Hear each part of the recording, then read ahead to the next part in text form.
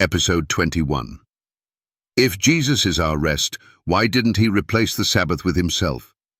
Key text, Matthew 5:17. Think not that I am come to destroy the law or the prophets.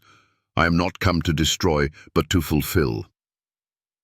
If Jesus is our rest, and he is, then why didn't he replace the Sabbath with himself?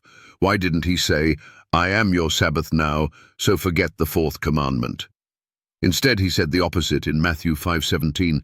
Think not that I am come to destroy the law or the prophets. I am not come to destroy, but to fulfill.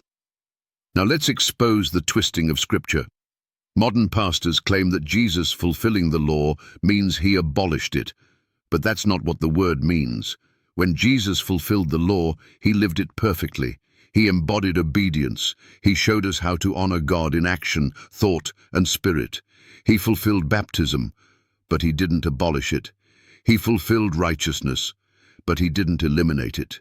He fulfilled prophecy, but prophecy still stands. So why treat the Sabbath differently? Let's be clear.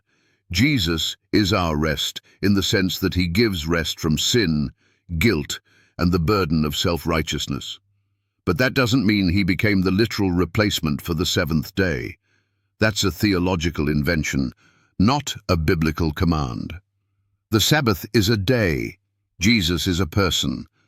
You don't replace a day with a person. You understand the purpose of the day through the person. The Sabbath is about resting in God's finished work of creation, Genesis chapter 2:2-3. Jesus offers rest in his finished work of redemption, John 19:30. Both are true. Both are necessary. Both coexist. Nowhere in Scripture did Jesus ever say, the Sabbath no longer matters. I am now your Sabbath. Ignore the fourth commandment. If Jesus had abolished the Sabbath, he would have said so clearly. But he didn't, not once. Instead, he warned in Matthew 24:20 that his followers should pray their flight wouldn't happen on the Sabbath, a prophecy that pointed 40 years into the future. That proves he still expected it to be honored long after his resurrection. Now here's what Sunday preachers won't tell you. The phrase, Jesus is our Sabbath, is not in the Bible, not in the Gospels, not in Paul's letters, not in Revelation. It's a man-made phrase used to dodge the clear commandment of God. And when you replace obedience with sentiment, you're no longer worshipping God. You're worshipping your version of him. Let's ask the hard question. If Jesus is your rest, do you still keep his commandments? Because John 14:15 says, If ye love me, keep my commandments. Not replace them, not reinterpret them. Keep them. The Sabbath is the only commandment modern Christianity claims Jesus fulfilled in such a way that obedience is no longer required. But no one says, Jesus is my honesty, so I can lie now.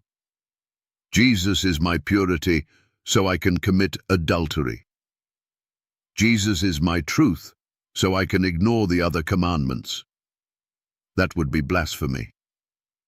So why say, Jesus is my Sabbath, so I don't need to obey the fourth commandment? Because man wants Jesus as Savior, without accepting him as Lord of the Sabbath, Mark 2:28. But he is both. So here's the truth. You can't rest in Christ while rebelling against his law. You can't claim his peace while rejecting his command. You can't worship him as Lord while trampling the very day he called holy. Jesus didn't replace the Sabbath. He honored it. And he still expects his followers to do the same. So I ask you, is your rest in Jesus real or just a religious excuse to ignore obedience?